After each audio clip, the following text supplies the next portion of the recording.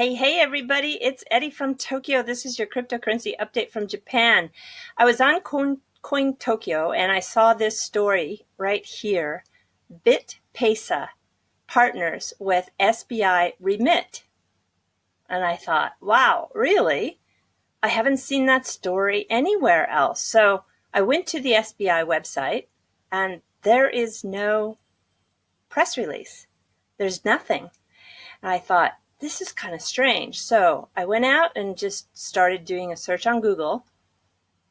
And I did find a newspaper in India that covered the story. So SBI Remit partners with BitPesa. And in Japan also, there is CoinPost Japan. And they covered the story as well. But it's just really not out there. And I have a feeling that this founder and CEO of BitPesa, she might have jumped the gun a little bit. She is the one that's being quoted in these articles. And she talks about how they're going to use the SBI settlement service, and it will use the blockchain technology. Her bank is in Kenya, but she also is going to be able to supply services to Nigeria, Tanzania, Uganda, Senegal, Congo. And it's interesting. One of the things they want to do in those countries is buy used Japanese cars. And so they need to be able to convert their currency into sending yen to the companies who are selling used cars to the African market. Kind of interesting. So she talks about the SBI Remit being the biggest remittance company in Japan with their Remit payout network. SBI is able to reduce friction, improve efficiency, and the interoperability between the two continents will be just great. And I don't know, I'm sure that there is, and this is her Twitter, and she doesn't make any mention to this partnership on her Twitter. So the last time she tweeted was September 13th. I don't know. This is a little strange. I think it's a little strange because this is a big deal. And, when we saw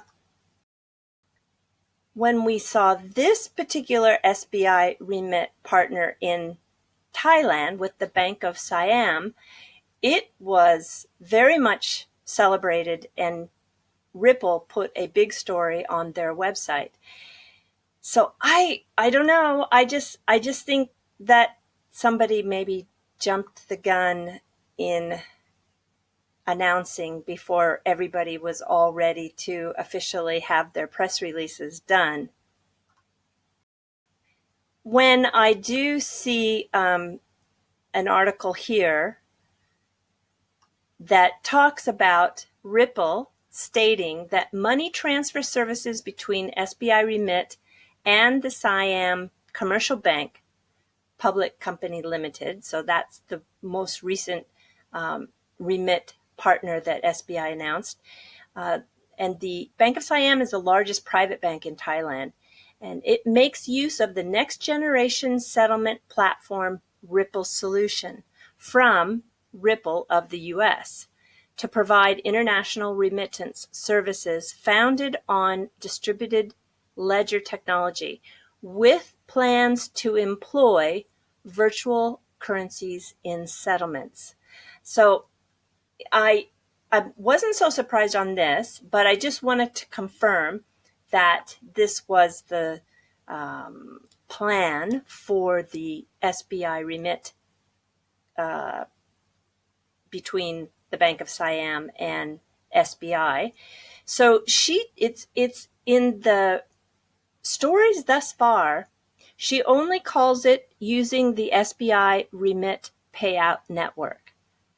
So I'm sure it's using the Ripple technology, but she just, I think, jumped the gun and didn't get everything all ready in terms of timing and official release, communication, coordination with SBI, I'm guessing. So when the release gets put on the SBI's website, I think it's going to be a little clearer as to the use of using the Ripple solution. I would be almost 100% positive in saying that, but we got to wait and see because it's just a little bit unclear right now. And moving on to just another quick story, this is the 10 countries with the most Bitcoin hodlers. What do you think? Just think for a moment. What do you think?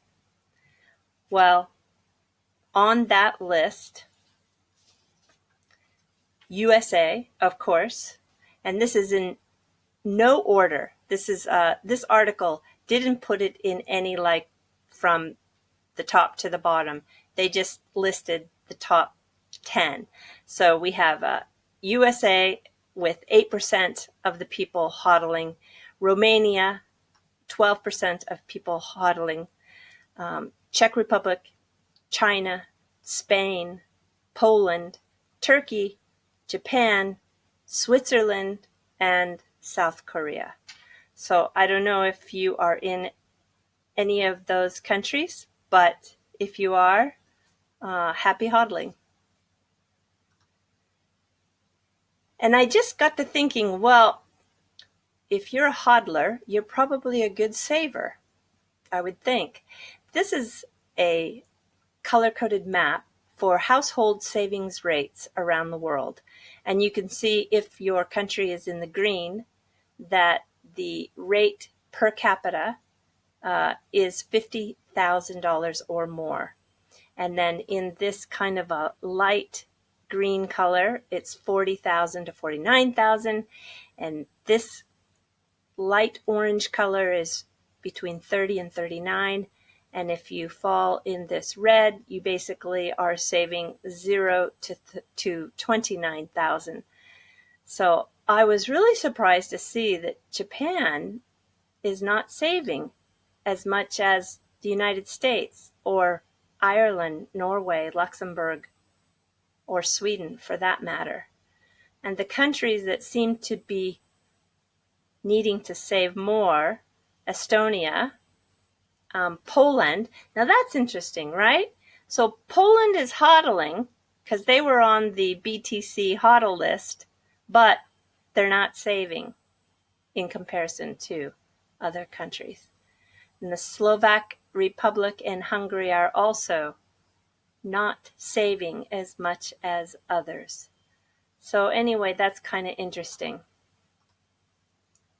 And if we go into the fluff, Japanese women run all the money for the household. The husband gives his paycheck to the wife, and they are solely responsible for deciding how that money is spent. That is the way it is. That's the way it's been, and probably that's the way it'll be for a while longer. Although I know that younger couples are getting more independent, and so maybe it will change in the near future. But for right now, women are in control.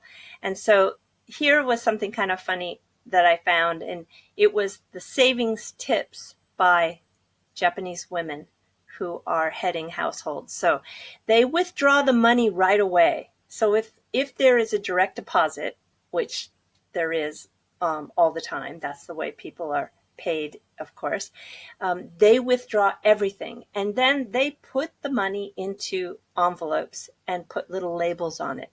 So this is for food, this is for entertainment, this is for my daughter's sports events, what have you. They also save back coins. And when I read this, it really made sense to me.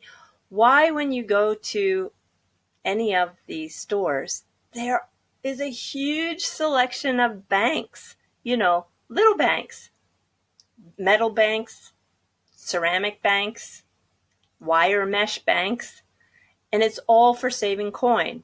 So this country holds back its coins, and just instead of keeping it in a coin wallet, they just put them in these banks and save coins, because I think, according to this article, at the end of the day, it adds up. They also keep their entertainment down to about 10 or 15% of the total income, monthly income. When they go to the supermarket, one of their tips is to go in and go out. No diddle-daddling shopping around reading labels, because you end up buying something you didn't need. One of the tips on this list was that some wives use the bath water to clean the house. Water's expensive in Japan here. They are also, of course, always watching sales for anything and everything they buy. And most importantly, they make their children and husbands a bento lunch. And this is an example of a bento. They're always theme-based. And it's even said that when a husband and wife are fighting, they don't necessarily talk about their issue, but she will give him some message or some feel that she has with the way she makes his bento. It's really famous, actually. So the husband, not a note inside. No, it'll be much more creative. It'll be maybe like some theme of, your imagination could go wild here. Some theme lunch that will do the communication for her. Anyway, bento is very big. All the kids are eating bento at school, and the husbands who have wives that are good at saving money will make them a bento, and they take it with them to work. So if you've not seen these, they're very creative, and everything in the box is edible. Everything is food. It's not something that you save back. No, it's completely edible. So this is the minion. You can see it's just so fun. There is Pikachu. This looks like Hello Kitty. This looks like the famous Harry Potter. Looks like it to me. Maybe not. I don't know. Panda themes are popular. These are Sanrio characters. This is a character from a popular animation. Yeah, I just think it's fun and very creative. So, give it a try. This is Ampamman. He is a character which is popular among 2- and 3-year-olds. This is really for someone who's young. Anyway, I have to go to Osaka tonight. I'm going to buy a bento on my way and eat actually on the bullet train. And my bento, I'm not sure what I'm going to buy, but maybe something in the way of seafood, because there are some very delicious seafood bento at the station. So I won't see you all for a couple of days. I'm so sorry. I have to do some business, and I'm going to be in a hotel, and I'm going to be very busy. So I won't be able to give you any updates. If something really amazing happens, I'll, of course, do something from my iPhone. But until then, I will see you on Thursday. Okay. Sayonara for now. Bye-bye.